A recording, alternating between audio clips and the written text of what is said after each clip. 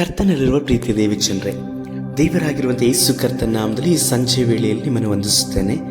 ಸಂಜೆಗೊಂದು ಸತ್ಯ ಸಂದೇಶ ಅನ್ನುವಂಥ ಈ ಸಂಚಿಕೆಯಲ್ಲಿ ನಾವು ಕೂಡಿ ಬರುವ ಹಾಗೆಯೂ ಈ ಕಡೆಯ ದಿನಮಾನಗಳಲ್ಲಿ ನಡೆಯಲಿಕ್ಕಿರುವಂಥ ಸಂಗತಿಗಳು ನಮ್ಮ ನಡುವೆ ಸುತ್ತಮುತ್ತಲು ನಡೆಯುತ್ತಿರುವಂಥದ್ದನ್ನು ಗ್ರಹಿಸಿಕೊಂಡು ನಾವು ಮತ್ತಷ್ಟು ಕರ್ತನ ಸಮ್ಮುಖದಲ್ಲಿ ಆತನ ಬರೋಣಕ್ಕಾಗಿ ಸಿದ್ಧವಾಗುವ ಹಾಗೆಯೂ ಕರ್ತನ ಅನುಗ್ರಹಿಸಿಕೊಡುವುದಕ್ಕೋಸ್ಕರವಾಗಿ ಈ ಸಂಜೆ ಸಮಯದಲ್ಲಿ ನಾವು ಕರ್ತನ ಸಮ್ಮುಖಕ್ಕೆ ನಮ್ಮ ಆತ್ಮ ಪ್ರಾಣ ಶರೀರವನ್ನು ಒಪ್ಪಿಸಿಕೊಟ್ಟವರಾಗಿ ದೇವರ ಸಂದೇಶಕ್ಕಾಗಿ ನಮ್ಮನ್ನು ಸಮರ್ಪಿಸಿಕೊಳ್ಳೋಣ. ಭೂಮಿ ಆಕಾಶಗಳನ್ನು ಉಂಟು ಮಾಡಿದಂಥ ನಮ್ಮ ಸರ್ವಶಕ್ತನಾದ ದೇವರೇ, ಈ ಕಡೆಯ ದಿನಮಾನಗಳಲ್ಲಿ ನಿಮಗೋಸ್ಕರವಾಗಿ ನಾವು ಫಲವನ್ನು ಕೊಡುವ ಹಾಗೆ ಸಹಾಯಿಸ್ರಿ ಅಪ್ಪ. ನಮ್ಮೊಬ್ಬೊಬ್ಬರ ಆತ್ಮ ಪ್ರಾಣ ಶರೀರಗಳನ್ನು ಜೀವಿಸ ಮಾಡ್ರಿ. ಈ ಸಂಜೆ ವೇಳೆಯಲ್ಲಿ ನಮ್ಮ ಮನ ಕಣ್ಣುಗಳನ್ನು ತೆರೆಯಲ್ಪಟ್ಟು ನಿಮಗಾಗಿ, ನಿಮ್ಮ ರಾಜ್ಯಕ್ಕಾಗಿ ನಾವು ಜೀವಿಸುವ ಹಾಗೆ, ನಿಮ್ಮ ಚಿತ್ತವನ್ನು ನೆರವೇರಿಸುವ ಹಾಗೆ ನಮಗೆ ನೂತನ ಸ್ವಭಾವವನ್ನು ಉಂಟು ಮಾಡಲಿ ಎಂಬುದಾಗಿ ಪ್ರಾರ್ಥಿಸುತ್ತೇವೆ. ನಿಮ್ಮ ಕರಗಳಿಗೆ ಇದನ್ನು ಕೇಳುತ್ತಾ ಇರುವಂಥವರು ಒಬ್ಬೊಬ್ಬರನ್ನು ಒಪ್ಪಿಸಿಕೊಡ್ತೇವೆ. ಆಶೀರ್ವಾದ ಮಾಡಿ ನಡೆಸಿರಿ. ನಮ್ಮ ರಕ್ಷಕನಾದ ಯೇಸು ಕರ್ತನ ನಾಮದಲ್ಲಿ ತಂದೆಯೇ, ಆಮೇನ್. ಪ್ರಿಯರೇ, ಈ ಸಮಯದಲ್ಲಿ ನಾವು ಮತ್ತಾಯನು ಬರೆದ ಸುವಾರ್ತೆ ಪುಸ್ತಕ 23ನೇ ಅಧ್ಯಾಯದ 35ನೇ ವಚನದಿಂದ ದೇವರ ವಾಕ್ಯವನ್ನು ಧ್ಯಾನಿಸೋಣ. ಹೀಗೆ ನೀತಿವಂತನಾದ ಹೇಬೆಲನ ರಕ್ತವು ಮೊದಲುಗೊಂಡು ನೀವು ದೇವಾಲಯಕ್ಕೂ ಯಜ್ಞವೇದಿಗೂ ನಡುವೆ ಕೊಂದು ಹಾಕಿದ ಬರಕಿಯನ ಮಗನಾದ ಜಕರಿಯನ ರಕ್ತದವರೆಗೂ ಭೂಮಿಯ ಮೇಲೆ ಸುರಿಸಲ್ಪಟ್ಟ ಎಲ್ಲಾ ನೀತಿವಂತರ ರಕ್ತದಿಂದುಂಟಾಗುವ ಅಪರಾಧವು ನಿಮ್ಮ ತಲೆಯ ಮೇಲೆ ಬರುವುದು. ಅದೆಲ್ಲ ಈ ಸಂತತಿಯವರ ಮೇಲೆ ಬರುವುದೆಂದು ನಿಮಗೆ ಸತ್ಯವಾಗಿ ಹೇಳುತ್ತೇನೆ. ಮಾತ್ರವಲ್ಲದೆ 2 ಪೂರ್ವಕಾಲ ವೃತ್ತಾಂತ ಪುಸ್ತಕ 24ನೇ ಅಧ್ಯಾಯ 20ನೇ ವಚನದಿಂದ ನಾವು ದೇವರ ವಾಕ್ಯವನ್ನು ಓದಿಕೊಳ್ಳೋಣ. ಆಗ ಯಾಜಕನಾದ ಯೆಹೋಯಾದನ ಮಗ ಜಕರಿಯನು ದೇವರಾತ್ಮ ವೇಷವುಳ್ಳವನಾದನು. ಆಗ ಅವನು ಜನರ ಎದುರಿಗೆ ಉನ್ನತ ಸ್ಥಾನದಲ್ಲಿ ನಿಂತು ಅವರಿಗೆ ದೇವರ ಮಾತನ್ನು ಕೇಳಿರಿ. ನೀವು ಯೆಹೋವ ದೇವರ ಆಜ್ಞೆಗಳನ್ನು ಮೀರಿ ನಿಮ್ಮನ್ನು ಕೆಡಿಸಿಕೊಳ್ಳುವುದಕ್ಕೆ ನೀವು ಯೆಹೋವ ದೇವರನ್ನು ಬಿಟ್ಟದ್ದರಿಂದ ಆತನು ನಿಮ್ಮನ್ನು ಬಿಟ್ಟಿದ್ದಾನೆ ಅಂದನು. ಆಗ ಅವರು ಅವನಿಗೆ ವಿರೋಧವಾಗಿ ಒಳಸಂಚು ಮಾಡಿ ಯೆಹೋವ ದೇವರ ಆಲಯದ ಪ್ರಾಕಾರದಲ್ಲಿ ಅವನನ್ನು ಕಲ್ಲಿಸಿದು ಕೊಂದರು. ಇದು ಅರಸನಾದ ಯೋಹಾಷನ ಅಪ್ಪಣೆಯಿಂದಲೇ ಆಯಿತು. ಇವನು ಜಕರಿಯನ ತಂದೆಯಾದ ಯೆಹೋಯಾದನಿಂದ ತನಗುಂಟಾದ ಕೃಪೆಯನ್ನು ನೆನಪು ಮಾಡಿಕೊಳ್ಳದೆ ಅವನ ಮಗನನ್ನು ಕೊಲ್ಲಿಸಿದನು. ಜಕರಿಯನು ಸಾಯುವಾಗ ಯೆಹೋವನೇ ನೋಡಿ ವಿಚಾರಿಸಲಿ ಅಂದನು. ಕರ್ತನಲ್ಲಿರುವ ಪ್ರೀತಿ ದೇವಜನರೇ, ಈ ಕಡೆಯ ದಿನಮಾನಗಳಲ್ಲಿ ಈ ಸಂಗತಿಗಳನ್ನು ನಮ್ಮ ಸುತ್ತಮುತ್ತಲು ನೋಡಲ್ಪಡ್ತಾ ಇದ್ದಾವೆ. ಈ ಆತ್ಮಿಕವಾದಂಥ ಸಂಗತಿಗಳನ್ನು ನಾವು ಯಾವಾಗಲೂ ಸಹ ಗ್ರಹಿಸಿಕೊಳ್ಳುವವರಾಗಿ ಇರಬೇಕು. ನಮ್ಮನ್ನು ನಾವು ವಿಚಾರಿಸಿಕೊಂಡರೆ ನ್ಯಾಯ ತೀರ್ಪಿಗೆ ಒಳಗಾಗುವುದಿಲ್ಲ ಎಂಬುದಾಗಿ ದೇವರ ವಾಕ್ಯ ನಮಗೆ ಸ್ಪಷ್ಟವಾಗಿ ತೋರಿಸಲ್ಪಡುತ್ತದೆ. ಕಡೆಯ ದಿನಮಾನಗಳಲ್ಲಿ 2 ವಿಧವಾದಂಥ ರೀತಿಯಲ್ಲಿ ಸಹ ನಾವು ಹತಸಾಕ್ಷಿಗಳನ್ನು ನೋಡ್ಬೋದು.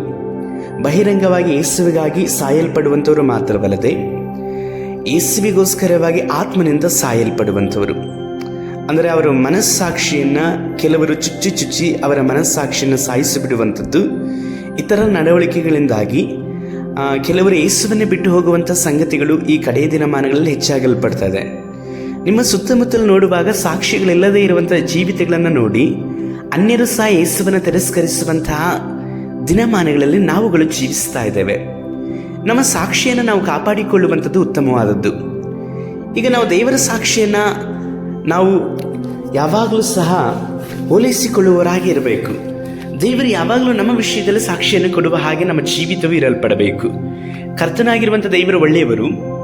ಅವರು ನಮ್ಮನ್ನು ಕಾಯಲಿಕ್ಕಾಗಿ ದೂತರನ್ನು ನೇಮಿಸಿರುವಂಥದ್ದು ಮಾತ್ರವಲ್ಲದೆ ಆ ದೂತನಿಗಿಂತಲೂ ಸಹ ವಿಶೇಷವಾದಂಥ ಅಭಿಷಕ್ತ ದಾಸರುಗಳನ್ನು ನಮಗೆ ಕೊಡಲ್ಪಟ್ಟಿದ್ದಾರೆ. ನಮಗೆ ಕೊಡಲ್ಪಟ್ಟಂಥ ಒಬ್ಬೊಬ್ಬ ಸೇವಕರುಗಳು ಸಹ ನಮ್ಮ ಆತ್ಮಗಳ ವಿಷಯದಲ್ಲಿ ಲೆಕ್ಕವನ್ನು ಕೊಡುವವರಾಗಿದ್ದಾರೆ. ಮಾತ್ರವಲ್ಲದೆ ನಮ್ಮ ಆತ್ಮಗಳನ್ನು ಕಾಯುವವರಾಗಿದ್ದಾರೆ. ನೀವು ಹೋಗಿರುವಂತಹ ಒಂದೊಂದು ಸಭೆಗಳಲ್ಲಾಗಿರ್ಬೋದು, ನಿಮ್ಮ ಮೇಲಿರುವಂತಹ ದೇವರು ನೇಮಿಸಿರುವಂತಹ ಉಪದೇಶಕರು ಅವರು ನಿಮ್ಮ ಲಾಭಕ್ಕೋಸ್ಕರವಾಗಿ ಇರುವಂಥವರಲ್ಲ. ಅವರು ನಿಮ್ಮ ಆತ್ಮಕ್ಕೋಸ್ಕರವಾಗಿ, ಆತ್ಮದ ಲಾಭಕ್ಕೋಸ್ಕರವಾಗಿ ಇರುವಂಥವರು. ಮುಖ್ಯವಾಗಿ ನೋಡುವುದಾದರೆ ಒಬ್ಬೊಬ್ಬ ದೇವ ಸೇವಕರು ನಿಮಗೆ ಲಾಭ. ಅವರೊಬ್ಬೊಬ್ಬರು ಸಹ ನಿಮಗೆ ಲಾಭವಾಗಿ ಇದ್ದಾರೆ, ನೀವು ಅವರಿಗೆ ಲಾಭ ಅಲ್ಲ. ಒಬ್ಬೊಬ್ಬ ಅಭಿಷಕ್ತ ಸೇವಕರು ಸಹ ನಿಮಗೆ ಲಾಭವಾಗಿ ಇದ್ದಾರೆ. ಆದರೆ ಅವರು ಕರ್ತನಿಂದ ಆರಿಸಿಕೊಂಡಿರುವುದಾದರೆ ನಿಶ್ಚಯವಾಗಿ ನಿಮ್ಮ ಆತ್ಮಗಳನ್ನು ಕರ್ತನ ಕರಗಳಿಗೆ ಒಪ್ಪಿಸಿಕೊಡುವಂಥದ್ರಲ್ಲಿ ಬಹಳ ಪ್ರಯಾಸವುಳ್ಳವರಾಗಿ, ಪ್ರಾರ್ಥನೆ ಉಳ್ಳವರಾಗಿಯೂ ಸಹ ನಡೆಸಲುವವರಾಗಿ ಇದ್ದಾರೆ. ಸರಿ, ಇಂದು ನಾವು ದೇವರ ವಾಕ್ಯದಲ್ಲಿ ಓದಿಕೊಂಡಂಥ 2 ಸಂದೇಶ ಭಾಗದಲ್ಲಿ 2 ವಾಕ್ಯಗಳಲ್ಲೂ ಸಹ ನಾವು ನೋಡಿಕೊಳ್ಳುವುದಾದರೆ, ಯೇಸು ಕರ್ತನನ್ನ ಆತನ ಬೋಧನೆಗಳನ್ನು ವಿರೋಧಿಸುವಂಥ ಗುಂಪು ಆ ಕಾಲದಲ್ಲಿ ಇತ್ತು. ಯೇಸು ಕರ್ತನನ್ನು ವಿರೋಧಿಸುವಂಥದ್ದು ಮಾತ್ರವಲ್ಲದೆ ಅವರನ್ನ ಸಾಯಿಸಬೇಕೆಂಬುದಾದಂತಹ ಯೋಚನೆಯನ್ನ ಉಳ್ಳವರಾಗಿ ಇದ್ರು. ನಮ್ಮ ರಕ್ಷಕನಾಗಿರುವಂಥ ಯೇಸು ಕರ್ತನು ಆದಿ ಅಂತ್ಯಗಳೆಲ್ಲವನ್ನೂ ಸಹ ಅರಿತಿರುವಂಥ ದೇವರು. ನಿನ್ನೆ ಇಂದು ನಾಳೆ ನಿರಂತರವಾಗಿ ಇರುವ ಆತನು ನಮ್ಮ ಜೀವಿತದಲ್ಲಿ, ನಿಮ್ಮ ಜೀವಿತದಲ್ಲಿ ಮಾತ್ರವಲ್ಲದೆ ಈ ಲೋಕದಲ್ಲಿ ಇಂದು ನಾಳೆ ಏನಾಗಬೇಕು ಎಲ್ಲವನ್ನೂ ಸಹ ನಿರ್ಧರಿಸುವಂಥ ದೇವರಾಗಿ ಇದ್ದಾರೆ. ಪ್ರತಿಯೊಂದು ಸಂಗತಿಗಳು ಸಹ ಆತನ ಸಂಕಲ್ಪದನುಸಾರವಾಗಿ ನಡೀತಲೇ ಇದೆ. ಆದರೆ ಕೆಲವೊಂದು ಸಮಯದಲ್ಲಿ ನಾವು ಆತನ ಚಿತ್ತಕ್ಕನುಸಾರವಾಗಿ ನಡೆಯದಿರುವಾಗ ನಮ್ಮ ಪರಿಸ್ಥಿತಿಗಳಲ್ಲೂ ಸಹ ನಮಗೆ ವಿರುದ್ಧವಾದಂಥ ಕಾರ್ಯಗಳು, ಅಸಮಾಧಾನ, ಗಲಿಬಿಲಿಗಳನ್ನು ಉಂಟು ಮಾಡುವಂಥ ಕಾರ್ಯಗಳೇ ನಡೆಯಲ್ಪಡ್ತದೆ. ನಮ್ಮ ಜೀವಿತದಲ್ಲಿ ಬೀಳುವಿಕೆಗಳು ಮಾತ್ರವಲ್ಲದೆ ನಮ್ಮ ಜೀವಿತದಲ್ಲಿ ಸೋಲು ಉಂಟಾಗುವಾಗ ನಾವು ಮೊದಲನೆಯದಾಗಿ ಕರ್ತನ ಸಮ್ಮುಖದಲ್ಲಿ ನಾವು ತಾಳ್ಮೆ ಉಳ್ಳವರಾಗಿ ಪರೀಕ್ಷಿಸಿಕೊಳ್ಳಬೇಕು. ಇತರರ ಮೇಲೆ ನಾವು ದೂರನ್ನು ಹೇಳಿದ ಹಾಗೆ, ಇತರನ್ನ ನಾವು ಮನನೊಯಿಸಿ ಇತರರನ್ನ ಯಾವಾಗಲೂ ಸಹ ನಮ್ಮ ಬೀಳುವಿಕೆಗೆ ಅವರನ್ನು ಕಾರಣವಾಗಿ ಇಟ್ಟುಕೊಳ್ಳದ ಹಾಗೆ ನಮ್ಮನ್ನು ನಾವು ಕರ್ತನ ಸಮ್ಮುಖದಲ್ಲಿ ಪರೀಕ್ಷಿಸಿಕೊಳ್ಳುವಾಗ ನಿಶ್ಚಯವಾಗಿ ನಮ್ಮ ಬೀಳುವಿಕೆಯನ್ನು ಕರ್ತನು ಅವರು ಗುರುತು ಹಿಡಿದು ತೋರಿಸಿಕೊಳ್ಳುತ್ತಾರೆ. ಮಾತ್ರವಲ್ಲದೆ ಪವಿತ್ರಾತ್ಮನ ಜೊತೆಯಲ್ಲಿ ನಮ್ಮನ್ನು ಒಂದುಗೂಡಿಸಲ್ಪಟ್ಟು ಪವಿತ್ರಾತ್ಮನ ತಾನು ನಮ್ಮನ್ನು ಸಮವಾದಂಥ ಮಾರ್ಗದಲ್ಲಿ ನಡೆಸಲಿಕ್ಕಾಗಿ ಅವರು ನಮ್ಮನ್ನು ಉತ್ತೇಜಿಸಿ ನಡೆಸುವವರಾಗಿ ಇದ್ದಾರೆ. ಸರಿ, ವಾಕ್ಯದಲ್ಲಿ ನೋಡಿಕೊಂಡ ಪ್ರಕಾರವಾಗಿ ದೇವರಾಗಿರುವಂಥ ಯೇಸು ಕರ್ತನ ಮಾತುಗಳೆಲ್ಲವೂ ಸಹ ಬಹಳ ಕಠಿಣವಾಗಿ ಇದ್ದವು. ಕಠಿಣ ಎಂಬುದಾಗಿ ನೋಡುವುದಾದರೆ ಕೇಳುವಂಥವರಿಗೆ ಕಠಿಣವಾಗಿದ್ದವು, ಆದರೆ ಅದನ್ನು ಅನುಸರಿಸುವಂಥವರಿಗೆ ಕಠಿಣವಾಗಿ ಇರಲಿಲ್ಲ. ಇಂದು ನೀವು ಸಭೆಯಲ್ಲಿ ಕೇಳುವಂಥ ಒಂದೊಂದು ಬೋಧನೆಗಳು ನಿಮಗೆ ಕಠಿಣವಾಗಿ ಇರುವುದಾದರೆ ಒಂದನ್ನು ತಿಳಿದುಕೊಳ್ಳ್ರಿ, ಅದು ನಿಮ್ಮನ್ನು ರೂಪಿಸ್ತಾ ಇದೆ. ಕೆಲವು ದಿವಸಗಳ ಹಿಂದೆ ಒಬ್ಬ ಸಹೋದರಿ ಅವರು ಪೋಸ್ಟ್ ಹಾಕಿಕೊಂಡದ್ದನ್ನು ನಾನು ನೋಡಿಕೊಂಡು ಆಲೋಚನೆ ಮಾಡಿದೆ. ಅವರು ಭಕ್ತಿ ಉಳ್ಳಂಥ ದೇವರ ಮಕ್ಕಳು. ಅವರ ಒಂದು ಪೋಸ್ಟ್ನಲ್ಲಿ ಹೀಗೆ ಹಾಕಿಕೊಂಡಿದ್ರು: ಸಕ್ಕರೆಯುಳ್ಳಂತಹ ಉಪದೇಶವು ಆತ್ಮಿಕ ಜೀವಿತಕ್ಕೆ ಮರಣಕರವಾದಂಥ ರೋಗವನ್ನು ಉಂಟು ಮಾಡುತ್ತದೆ ಎಂಬುದಾಗಿ ಹೇಳಿ. ಇಂದು ನಿಮ್ಮ ಜೀವಿತದಲ್ಲಿ ಎಂತಹ ಉಪದೇಶವನ್ನು ಕೇಳಲ್ಪಡ್ತಾ ಇದ್ದೀರಾ? ನಿಮ್ಮನ್ನು ಸಂತೋಷಪಡಿಸುವಂತಹ, ನಿಮ್ಮನ್ನು ಉತ್ಸಾಹಪಡಿಸುವಂತಹ ಒಂದೊಂದು ಸಂದೇಶಗಳು ಇಂದೆಲ್ಲ ಒಂದು ದಿನದಲ್ಲಿ ಮರಣದೆಡೆಗೆ ನಡೆಸಲ್ಪಡುತ್ತದೆ. ಕಠಿಣವಾದಂಥ ಉಪದೇಶಗಳಿಗೆ ನಿಮ್ಮನ್ನು ಸಮರ್ಪಿಸಿಕೊಳ್ಳುವಾಗ ನಿಮ್ಮನ್ನು ಅದು ರೂಪಿಸಲ್ಪಡುತ್ತದೆ. ನಿಮ್ಮನ್ನು ಒಡೆಯುವಾಗ ಒಂದು ನೀವು ಸುಂದರವಾದಂಥ ಮೂರ್ತಿ ಆಗಲ್ಪಡ್ತೀರಾ ಅಥವಾ ನೀವು ಮೂಲೆಗಲ್ಲಾಗಲ್ಪಡ್ತೀರಾ. ಎಲ್ಲೂ ಸಹ ಚೆನ್ನಾಗಾಗದೆ ಚೂಪಾಗಿ ಆಗಲ್ಪಡ್ತೀರಾ.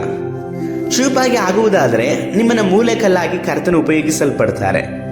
ಒಂದು ಸುಂದರವಾದಂಥ ಕಲ್ಲಾಗುವುದಾದರೂ ಸಹ ನಿಮ್ಮನ್ನು ಆತನು ರಾಯಭಾರಿಯಾಗಿಯೂ ತನ್ನ ರಾಜ್ಯಕ್ಕೋಸ್ಕರವಾಗಿ ಉಪಯೋಗಿಸುವವರಾಗಿ ಇದ್ದಾರೆ. ಆದುದರಿಂದ ನಿಮಗೆ ಬರುವಂಥ ಒಂದೊಂದು ಉಪದೇಶಗಳನ್ನು ಸಹ ಅದನ್ನು ನಾವು ಕರ್ತನ ಆತ್ಮನಿಂದ ಪ್ರೇರೇಪಣೆ ಹೊಂದವರಾಗಿ ನಾವು ಹೊಂದಿಕೊಳ್ಳುತ್ತಾ ಇದ್ದೇವೆ ಎಂಬುದಾಗಿ ಹೇಳಿ ಆಲೋಚಿಸಿ ಮಾಡಿಕೊಂಡು ಕರ್ತನ ಆತ್ಮನ ಸಹಾಯದೊಟ್ಟಿಗೆ ಅವುಗಳಿಗೆ ನಿಮ್ಮನ್ನು ಸಮರ್ಪಿಸಿಕೊಳ್ಳ್ರಿ. ಅದನ್ನು ಬಿಟ್ಟು ನೀವು ವಾಕ್ಯಗಳನ್ನು ಮಾಂಸದಿಂದ ಆಲೋಚಿಸಿ ಮಾಂಸದಿಂದ ನೀವು ಅದನ್ನು ತೆಗೆದುಕೊಳ್ಳುವುದಾದರೆ ನಿಮಗೆ ಯಾವುದೇ ಪ್ರಯೋಜನಕರವಾದದ್ದು ಇಲ್ಲ. ಯೇಸು ಕರ್ತನ ಕಾಲದಲ್ಲಿ ಫರಿಸಾಯರ ಸದ್ದುಕಾಯರುಗಳೆಲ್ಲರಿಗೂ ಸಹ ಅವರ ಜೀವಿತದಲ್ಲಿ ಇರಲ್ಪಟ್ಟಂಥ ಕಾರ್ಯಗಳನ್ನು ಯೇಸು ಕರ್ತನು ತಿಳಿದು ಹೇಳಿಸಿದ್ರು. ಆದರೆ ಇದನ್ನು ಅವರು ಒಪ್ಪಿಕೊಳ್ಳಲಿಕ್ಕೆ ಸಿದ್ಧವಾಗಲಿಲ್ಲ. ಯೇಸು ಕರ್ತನ ಅವರ ಕೃತ್ಯಗಳನ್ನು ಬಲ್ಲವರಾಗಿ ಇದ್ದರು. ಅವರ ಅಂತ್ಯದ ಸ್ಥಿತಿಗಳನ್ನು ಸಹ ಕುರಿತಾಗಿ ಹೇಳಲ್ಪಡ್ತಾರೆ. ಅದನ್ನು ಹೇಳುವಾಗ ಮೊದಲನೆಯ ಸಾಕ್ಷಿ ಕಡೆಯ ರಕ್ತಸಾಕ್ಷಿ. ಹಳೆಯ ಒಡಂಬಡಿಕೆಯಲ್ಲಿ ಮೊದಲನೇ ರಕ್ತಸಾಕ್ಷಿ ಹೇಬಲನು, ಕಡೆಯ ರಕ್ತಸಾಕ್ಷಿ ಜಕರಿಯನು. ಇವರಿಬ್ಬರನ್ನ ಕುರಿತಾಗಿ ಹೇಳಲ್ಪಡ್ತಾರೆ. ಮಾತ್ರವಲ್ಲದೆ ಅವರಿಬ್ಬರ ಮೊದಲುಗೊಂಡು ಈ ಅಂತ್ಯ ದಿನದಲ್ಲೂ ಸಹ ಅನೇಕ ರೀತಿಯಲ್ಲಿ ಕರ್ತನಿಗೋಸ್ಕರವಾಗಿ ರಕ್ತಸಾಕ್ಷಿ ಆಗುವಂಥವರನ್ನು ಕುರಿತಾಗಿ ಹೇಳಲ್ಪಡ್ತಾರೆ.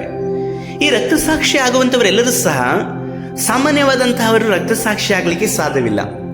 ಕರ್ತನಾಗಿರುವಂಥ ಯೇಸು ಕರ್ತನ ಹಾಗೆ ಮುಖದಾಕ್ಷಿಣ್ಯವನ್ನು ಮಾಡದ ಹಾಗೆ ಅವರನ್ನು ಪ್ರೀತಿಸಲ್ಪಡ್ತಾರೆ, ಅವರಿಗಾಗಿ ಪ್ರಾರ್ಥಿಸುತ್ತಾರೆ. ಮಾತ್ರವಲ್ಲದೆ ಅವರನ್ನು ಸಹಿಸಿಕೊಂಡು ಅವರು ತಿದ್ದುಕೊಳ್ಳದೇ ಇರುವಂಥ ಸಮಯದಲ್ಲಿ ಬಹಿರಂಗವಾಗಿ ಅವರನ್ನು ಗದರಿಸುವವರಾಗಿ ಇದ್ದಾರೆ. ಯಾರಿಗೂ ಗದರಿಸದೇ ಇರುವಂಥ ಯೇಸು ಕರ್ತನು ಈ ಪರಿಸರ ಸದ್ದುಕಾಯರಿಗೆ ಯಾಕೆ ಈ ರೀತಿಯಲ್ಲಿ ಬಹಿರಂಗವಾಗಿ ಅವರು ಗದರಿಸಿದರು ಎಂಬುದಾಗಿ ನೋಡುವುದಾದರೆ ಅವ್ರ ಹೃದಯಗಳ ಆಲೋಚನೆಗಳನ್ನು ಯೇಸು ಕರ್ತನು ಬಲ್ಲವರಾಗಿ ಇದ್ದರು. ನಾವು ದೇವರ ವಾಕ್ಯದಲ್ಲಿ ನೋಡುವಾಗ ಯೇಸು ಕರ್ತನ ಬಹಳವಾಗಿ ಪ್ರೀತಿ ಮಾಡುವಂಥ ದೇವರು. ಅವರ ಕೈಗಳಿಗೆ ಪಾಪ ಮಾಡುತ್ತಿರುವಂಥ ಸಮಯದಲ್ಲಿ ಸಿಕ್ಕಿ ಹಾಕಿಕೊಂಡಂಥ ಸ್ತ್ರೀಯನ್ನು ತೆಗೆದುಕೊಂಡು ಬಂದು ನಿಲ್ಲಿಸಲ್ಪಡುತ್ತಾರೆ. ಆದರೆ ಆಕೆಗೆ ಯಾವ ಶಿಕ್ಷೆಯನ್ನು ಕೊಡದೇ ಇರುವಂಥ ಯೇಸು ಕರ್ತನು ಇನ್ನೊಮ್ಮಿಂದ ಪಾಪವನ್ನು ಮಾಡಬೇಡಿ ಎಂಬುದಾಗಲಿ ಕ್ಷಮಿಸಿ ಕಳಿಸಲ್ಪಡುವಂಥದ್ದನ್ನು ನಾವು ನೋಡುತ್ತೇವೆ. ಆದರೆ ಯೇಸು ಕರ್ತನು ಈಗ ಪರಿಸರ ಸದ್ದುಕಾಯರಿಗೂ ಮಾಡಿದ್ದಕ್ಕೂ ಅವರಿಗೂ ಮಾಡಿದ್ದಕ್ಕೂ ಅಂತಲೂ ನೋಡುವುದಾದರೆ ವ್ಯತ್ಯಾಸ ಇಷ್ಟೇ. ಅವರ ಹೃದಯಗಳನ್ನು ಯೇಸು ಕರ್ತನು ಬಲ್ಲವರಾಗಿ ಇದ್ದರು. ಆ ಸ್ತ್ರೀಯಲ್ಲಿ ಮನದೆರುಗುವಿಕೆ, ಅವರಲ್ಲಿ ಬೀಳುವಿಕೆ ಮಾತ್ರವಲ್ಲದೆ ಮನದೆರುಗುವಿಕೆ, ಮಾನಸಾಂತರ, ಪಶ್ಚಾತ್ತಾಪ ಉಂಟಾಗಿರುವಂಥದ್ದನ್ನು ಯೇಸು ಕರ್ತನು ತಿಳಿದುಕೊಂಡರು. ಆದರೆ ಈ ಪರಿಸರ ಆಗಲಿ ಸದ್ದಕಾಯರಾಗಲಿ ಇವರೆಂದಿಗೂ ಸಹ ಪಶ್ಚಾತ್ತಾಪವನ್ನು ಪಡೆದೇ ಇರುವಂಥವರು. ಇವರು ಆಲಯಗಳನ್ನು 2 ಭಾಗವನ್ನು ಮಾಡುವಂಥವರು. ಇವರು ಎಂದಿಗೂ ಸಹ ತಮ್ಮ ಮತದನುಸಾರವಾಗಿ, ತಮ್ಮ ಇಷ್ಟಾನುಸಾರವಾಗಿ, ತಮ್ಮ ಮಾರ್ಗದನುಸಾರವಾಗಿ ಆಲೋಚನೆ ಮಾಡಿಕೊಂಡು ನಡೆಯುವಂಥವರು. ಆದ ಕಾರಣದಿಂದಲೇ ಯೇಸು ಕರ್ತನು ಅವರನ್ನು ಕುರಿತಾಗಿ ಈ ರೀತಿಯಲ್ಲಿ ಹೇಳುವಂಥ ಕಾರ್ಯಗಳನ್ನು ನಾವು ನೋಡುತ್ತೇವೆ. ಇಂದು ಈ ರೀತಿಯಾದಂತಹ ಜೀವಿತವನ್ನು ಜೀವಿಸುವಂಥವರು ನಮ್ಮ ನಡುವೆ ಸುತ್ತಮುತ್ತಲು ಬಹಳ ಮಂದಿ ಇದ್ದಾರೆ. ಅವರು ದೇವರಿಗೋಸ್ಕರವಾಗಿ ಜೀವಿಸುವಂಥವರಾಗಿರುವುದಿಲ್ಲ, ಬದಲಾಗಿ ಅವರ ಹೊಟ್ಟೆಗೋಸ್ಕರವಾಗಿ ಜೀವಿಸುವವರಾಗಿ ಇದ್ದಾರೆ. ಕೆಲವು ತಪ್ಪುಗಳನ್ನು, ಪಾಪಗಳನ್ನು ಮಾಡುವಾಗ ಅದನ್ನು ಖಂಡಿಸದೇ ಇರುವಂಥದ್ದು ಅದು ನಿಮ್ಮ ಬೇಡುವಿಕೆಗೂ ಸಹ ಕಾರಣವಾಗಿ ಇರಲ್ಪಡುತ್ತದೆ. ಎಲ್ಲ ಸಮಯದಲ್ಲೂ ಸಹ ಖಂಡಿಸಿ ಹೇಳುವಂಥದ್ದು ಅವಶ್ಯಕವಲ್ಲದೇ ಇರುವುದಾದರೂ ಸಹ ಆ ಪಾಪದ ಜೀವಿತವು ಮುಂದುವರೆದು ಉಚ್ಚಘಟ್ಟಕ್ಕೆ ಹೋಗಿ ಅವನ ಆತ್ಮ ನಷ್ಟವಾಗುವುದಕ್ಕಿಂತಲೂ ಮುಂಚಿತವಾಗಿ ನಾವು ಅವರನ್ನು ಎಚ್ಚರಪಡಿಸಿ ಕರ್ತನ ಚಿತ್ತವಿರುವುದಾದರೆ ಅವರ ಮನದಿರುಗಲಿಕ್ಕೋಸ್ಕರವಾಗಿ ಪ್ರೇರೇಪಿಸುವಂಥದ್ದು ಎಷ್ಟು ಆಶೀರ್ವಾದಕರವಾದದ್ದಲ್ಲವಾ? ಪೌಲನು ಹೇಳಲ್ಪಡ್ತಾರೆ, ಸತ್ಯವನ್ನು ಹೇಳಿ ನಾನು ವೈರಿ ಆಗಿಬಿಡ್ತೇನೆ ಎಂಬುದಾಗಿ ಹೇಳಿ. ಇಂದು ಸತ್ಯವನ್ನು ಹೇಳುವಾಗ ಅನೇಕರು ವೈರಿಗಳ ಆಗಲ್ಪಡ್ತಾರೆ, ನಿಜವೇ. ಆದರೆ ಆ ಸತ್ಯಕ್ಕೆ ಪ್ರತಿಫಲ ಉಂಟು. ಯಾಕಂದ್ರೆ ನೀವು ಹೇಳಿರುವಂಥದ್ದು ಸತ್ಯವಾಗಿರುವಂಥದ್ದಾಯಿತು ಅಂದ್ರೆ ನಿಮ್ಮ ಪಕ್ಷದಲ್ಲಿ ಯೇಸು ಕರ್ತನು ಇರ್ತಾರೆ. ಯೇಸು ಕರ್ತನು ನಿಮ್ಮ ಪಕ್ಷವಿರುವಾಗ ನೀವು ಸತ್ಯವನ್ನು ಹೇಳಲಿಕ್ಕೆ ಯಾಕೆ ಹಿಂಜಾರಿಲ್ಪಡ್ತೀರಾ? ಸತ್ಯವನ್ನು ಹೇಳಿದ್ರೆ ಸತ್ಯವಾಗಿ ಜೀವಿಸ್ರಿ. ಸರ್ವಶಕ್ತನಾದ ದೇವರು ಪ್ರತಿಫಲವನ್ನು ಕೊಡಲಿಕ್ಕೆ ಶಕ್ತರಾಗಿ ಇದ್ದಾರೆ. ಸರಿ, ಇಲ್ಲಿ ವಾಕ್ಯ ಭಾಗದಲ್ಲಿ ನಾವು 2 ಪೂರ್ವಕಾಲ ವೃತ್ತಾಂತ 24ನೇ ಅಧ್ಯಾಯದಲ್ಲಿ ನೋಡುವುದಾದ್ರೆ, ಇಲ್ಲಿ ಜಕರಿಯನು ದೇವರ ಆತ್ಮ ವೇಷವುಳ್ಳವನಾದನು ಎಂಬುದಾಗಿ ಹೇಳಲ್ಪಡ್ತಾ. ದೇವರ ಆತ್ಮನಿಂದ ಅವನು ಆವೇಶವುಳ್ಳವನಾಗಿ ಅಲ್ಲಿ ಬಂದಂತ ಎಲ್ಲಾ ಜನಗಳಿಗೂ ಸಹ ಎದ್ದು ನಿಂತು ಅವರು ದೇವರ ವಾಕ್ಯಗಳನ್ನ, ದೇವರು ಹೇಳಲ್ಪಟ್ಟಂತ ಸಂಗತಿಗಳನ್ನ ಮಾತನಾಡಲ್ಪಟ್ರು. ಆದರೆ ಇವರು ದೇವರ ಆತ್ಮ ವೇಷವುಳ್ಳವರಾದ್ರು. ಆದರೆ ಇವರ ಮಾತನ್ನ ಕೇಳುವಂತವ್ರು ಯಾವ ರೀತಿಯಲ್ಲಿ ಅವರು ಕೋಪವುಳ್ಳವರಾದ್ರು ಗೊತ್ತಾ? ಮಾಂಸದ ಆವೇಶವುಳ್ಳವರಾಗಿ ಇದ್ರು. ಇಂದು ಸಭೆಗಳಲ್ಲಿ ಇವೆರಡುಗಳ ನಡುವೆ ಹೋರಾಟಗಳಿದೆ. ಮಾಂಸ ಮತ್ತು ದೇವರಾತ್ಮನು ಯಾವಾಗಲೂ ಸಹ ಹೋರಾಡುವಂಥದ್ದು ಅದು ಸಭೆಗೆ ಒಳ್ಳೆಯದಲ್ಲ. ಮಾಂಸ ಮತ್ತು ದೇವರಾತ್ಮನು ಹೋರಾಡುವಂಥದ್ದು ಸಭೆಗೆ ಒಳ್ಳೆಯದಾಗಿ ಇರೋದಿಲ್ಲ. ಅದನ್ನು ಕರ್ತನು ಬೇರ್ಪಡಿಸಲಿಕ್ಕೆ ಶಕ್ತನಾಗಿ ಇದ್ದಾನೆ. ದೇವರ ವಾಕ್ಯದಲ್ಲಿ ನಾವು ನೋಡುವುದಾದರೆ, ಯೆಹೋಯಾದನು ಒಳ್ಳೆಯ ದೇವರಲ್ಲಿ ಭಯಭಕ್ತಿ ಉಳ್ಳಂತ ಅರಸನಾಗಿದ್ದ. ಇವನ ಕಾಲದಲ್ಲಿ ಆಲಯದ ಎಲ್ಲಾ ಕಾರ್ಯಗಳು ಸಹ ಸರಾಗವಾಗಿ ನಡೆಯಲ್ಪಟ್ಟಿತು. ದೇವರಾಗಿರುವಂತಹ ಕರ್ತನ ಆಲಯದ ಉಪಕಾರಗಳು ಸಹ ಈತನು ಮೊದಲನೇ ಪ್ರಾಧಾನ್ಯತೆಯನ್ನು ಕೊಟ್ಟನು. ದೇವರಾಗಿರುವಂತಹ ಕರ್ತನ ಆಲಯದಲ್ಲಿ ಯಜ್ಞ ಧೂಪಗಳಿಗೆ ಮಹತ್ವವನ್ನು ಕೊಡಲ್ಪಟ್ಟನು. ಯಾಜಕರ ಹೊರತಾಗಿ ಯಾರೊಬ್ಬರನ್ನು ಸಹ ಯಜ್ಞ ವೇದಿಯ ಬಳಿಯಲ್ಲಿ ಆತನು ಹೋಗಲಿಕ್ಕೆ ಬಿಡಲಿಲ್ಲ. ದೇವರಿಗೆ ಸಲ್ಲಿಸಬೇಕಾದಂಥ ಕಾಣಿಕೆ, ಆರಾಧನೆ, ಸಮರ್ಪಣೆಗಳೆಲ್ಲವೂ ಸಹ ಕರ್ತನಿಗೆ ಪರಿಶುದ್ಧವಾದಂಥ ರೀತಿಯಲ್ಲಿ ಸಲ್ಲಿಸಲಿಕ್ಕೋಸ್ಕರವಾಗಿ ಅನುಮತಿಯನ್ನು ಕೊಡಲ್ಪಟ್ಟಂತಹ ಅರಸನು ಸಹ ಈತನೇ ಆಗಿದ್ದಾನೆ. ಈತನು ಇರುವ ತನಕವಾಗಿ ಸಹ ಜನಗಳ ನಡುವೆ ಯಾವುದೇ ಗಲಿಬಿಲಿಗಳು ಇರಲಿಲ್ಲ. ಅವರೆಲ್ಲರೂ ಸಹ ಒಳಗಡೆ ಇದ್ದು ತಮ್ಮ ಕಾರ್ಯಗಳನ್ನ, ತಮ್ಮ ಪಾಪಗಳಲ್ಲಿ ಜೀವಿಸುವುದರೂ ಸಹ ಈತನಿಗೆ ವಿರುದ್ಧವಾಗಿ ಮಾತನಾಡಲಿಲ್ಲ. ಅದರ ನಂತರದ ಕಾರ್ಯದಲ್ಲಿ ನೋಡುವುದಾದರೆ, ಈತನ ಮರಣದ ನಂತರದಲ್ಲಿ ಅಲ್ಲಿ ಜನಗಳ ನಡುವಂತ ಗುಂಪು ಘರ್ಷಣೆಗಳು ಉಂಟಾಗಲ್ಪಡುತ್ತದೆ, ಅಲ್ಲಿ ಭೇದ ಭಾವಗಳು ಉಂಟಾಗಲ್ಪಡುತ್ತದೆ. ವಾಕ್ಯದಲ್ಲಿ ಹೀಗೆ ಹೇಳಲ್ಪಡುತ್ತದೆ, 24:17 2 ಪೂರ್ವಕಾಲ ವೃತ್ತಾಂತ. ಯೆಹೋಯಾದನು ಮೃತನಾದ ಮೇಲೆ ಯೆಹೂದ ಪ್ರಭುಗಳು ಅರಸನ ಬಳಿಗೆ ಬಂದು ಆತನಿಗೆ ಅಡ್ಡ ಬಿದ್ದು ಅವನನ್ನು ಒಲಿಸಿಕೊಂಡರು ಎಂಬುದಾಗಿ ಹೇಳಿ. ಇಂದು ಮನುಷ್ಯರನ್ನ ಒಲಿಸಿಕೊಳ್ಳುವಂತವರ ಸಂಖ್ಯೆ ಹೆಚ್ಚಾಗಲ್ಪಡ್ತಾ ಇದೆ. ಅಧಿಪತಿಗಳನ್ನ, ಪ್ರಭುಗಳನ್ನ, ಅಧಿಕಾರಿಗಳನ್ನ ಒಲಿಸಿಕೊಂಡು ನಮಗೆ ಯಾವ ಆಗಬೇಕಾದಂಥ ಪ್ರಯೋಜನವಾದರೂ ಏನು? ಯೇಸು ಕರ್ತನನ್ನು ಒಲಿಸಿಕೊಂಡು ಆತನ ರಾಜ್ಯದಲ್ಲಿ ನಾವು ಸೇರುವಂಥದ್ದೇ ಮುಖ್ಯವಾದದ್ದಲ್ವಾ? ಇಂದು ಮನುಷ್ಯರನ್ನು ಹೊಲಿಸಿಕೊಂಡು ಮನುಷ್ಯ ಸಂಪ್ರದಾಯಗಳನ್ನ ಸಭೆಗಳಲ್ಲಿ ಮಾಡುವಂಥವರು, ಮನುಷ್ಯ ಸಂಪ್ರದಾಯಗಳನ್ನ ಸಭೆಯಲ್ಲಿ ಆಚರಿಸುವಂಥವರು, ಲೋಕದ ಎಷ್ಟೋ ಕಾರ್ಯಗಳನ್ನ ಸಭೆ ಒಳಗಡೆ ತೆಗೆದುಕೊಂಡು ಬಂದು ಇದು ದೇವರಾತ್ಮನು ಮಾಡುವಂಥ ಕಾರ್ಯಗಳು ಎಂಬುದಾಗಿ ಕೊಚ್ಚಿಕೊಳ್ಳುವಂಥವರ ಸಂಖ್ಯೆ ಹೆಚ್ಚಾಗಲ್ಪಡ್ತಾ ಇದೆ. ಅದೇ ಕಾರ್ಯಗಳು ಸಹ ಈ ಸ್ಥಳದಲ್ಲಿ ನಡೆಯಲ್ಪಟ್ಟಿತು. ಯೆಹೋಯಾದನು ಇರುವ ತನಕವಾಗಿ ಸಹ ದೇವರ ಆಲಯದಲ್ಲಿ ದೇವರಾತ್ಮನ ಅನುಸಾರವಾಗಿ ಕಾರ್ಯಗಳು, ಆರಾಧನೆಗಳು, ಕ್ರಮಗಳೆಲ್ಲವೂ ಸಹ ದೇವರ ಚಿತ್ತಾನುಸಾರವಾಗಿ ನಡೆಯಲ್ಪಟ್ಟಿತು. ಅದಕ್ಕೆ ಜನಗಳು ಸಹ ಬಲವಂತವಾಗಿಯೋ ಕಷ್ಟದಿಂದಲೋ ಸಂತೋಷವುಳ್ಳವರಾಗಿಯೋ ಅವರು ಬೆಂಬಲವಾಗಿ ಇರಲ್ಪಟ್ಟರು. ಆದರೆ ಅವರು ಎಷ್ಟು ಸಮಯ ತನಕವಾಗಿಯೂ ದೇವರ ಸಮ್ಮುಖದಲ್ಲಿ ನಂಬಿಗಸ್ತರಾಗಿ ನಿಲ್ಲಲಿಕ್ಕೆ ಸಾಧ್ಯವಾಗಲಿಲ್ಲ. ಯೆಹೋಯಾದನು ಮೃತವಾದ ನಂತರದಲ್ಲೇ ಅವರು ತಮ್ಮ ಮನಸ್ಸುಗಳನ್ನು ಮಾರ್ಪಡಿಸಿಕೊಂಡವರಾದರು. ನಿಜವಾಗಿ ನೋಡುವುದಾದರೆ ಅವರು ಆ ಸಮಯದಲ್ಲಿ ಮನಸ್ಸನ್ನು ಮಾರ್ಪಡಿಸಿಕೊಂಡಿಲ್ಲ. ಅವರ ಮನದಲ್ಲಿ ಇರುವಂಥದ್ದನ್ನು ಕಾರ್ಯದಲ್ಲಿ ಅವರು ತರಲಿಕ್ಕಾಗಿ ಪ್ರಯತ್ನ ಪಟ್ಟರು. ಆದರೆ ಯೆಹೋಯಾದನು ಜೀವಂತವಾಗಿ ಇರುವ ತನಕವಾಗಿಯೂ ಸಹ ಅವರ ಮನದಲ್ಲಿ ಇದ್ದದ್ದೇ ಬೇರೆ, ಅವರ ಕಾರ್ಯದಲ್ಲಿ ತೋರ್ಪಡಿಸಿಕೊಂಡಂಥದ್ದೇ ಬೇರೆ. ಇಂದು ಕ್ರಿಸ್ತನಲ್ಲಿ ಇದ್ದೇನೆಂಬುದಾಗಿ ಹೇಳುವಂಥವರು ಮನದಲ್ಲಿ ಒಂದು ರೀತಿಯಲ್ಲಿ, ಕಾರ್ಯದಲ್ಲಿ ಒಂದು ರೀತಿಯಲ್ಲಿ ಇರುವಂಥದ್ದು ಎಷ್ಟು ಭಯಂಕರವಾದಂಥ ಕಾರ್ಯಗಳಲ್ವಾ? ಇಂದು ಮನಸ್ಸಿನಲ್ಲಿ ಒಂದು ರೀತಿಯಲ್ಲಿ, ಹೊರಗಡೆ ಒಂದು ರೀತಿಯಲ್ಲಿ ಇರುವಂಥದ್ದು ನಿಮಗೆ ನಿಮ್ಮ ಆತ್ಮಿಕ ಜೀವಿತಕ್ಕೆ ಬಹಳ ಅಪಾಯಕಾರಿಯಾಗಿ ಇದೆ. ನೀವು ಯಥಾರ್ಥವಾಗಿ ಇರುವಂಥದ್ದನ್ನು ಅಭ್ಯಾಸ ಮಾಡಿಕೊಳ್ಳ್ರಿ. ಒಳಗೊಂದು ಹೊರಗೊಂದು ಇರುವುದಾದರೆ ನಿಮ್ಮ ಆತ್ಮಕ್ಕೆ ನೀವೇ ಕೇಡನ್ನ ಬಗೆದುಕೊಳ್ಳುವವರಾಗಿ ಇರ್ತೀರಾ. ಎಂದಿಗೂ ಸಹ ಅದು ನೀವು ಶುಭವನ್ನು ಹೊಂದಿಕೊಳ್ಳಲಿಕ್ಕೆ ಸಾಧ್ಯವಿಲ್ಲ. ಎಂದಿಗೂ ದೇವರ ಆಶೀರ್ವಾದಗಳನ್ನು ಹೊಂದಿಕೊಳ್ಳಲಿಕ್ಕೆ ಸಾಧ್ಯವಿಲ್ಲ. ಎಂದಿಗೂ ಸಹ ನೀವು ಸ್ಥಿರವಾಗಿ ಒಂದು ಕಡೆಯಲ್ಲಿ ನಿಂತುಕೊಳ್ಳಲಿಕ್ಕೂ ಸಹ ಸಾಧ್ಯವಿಲ್ಲ.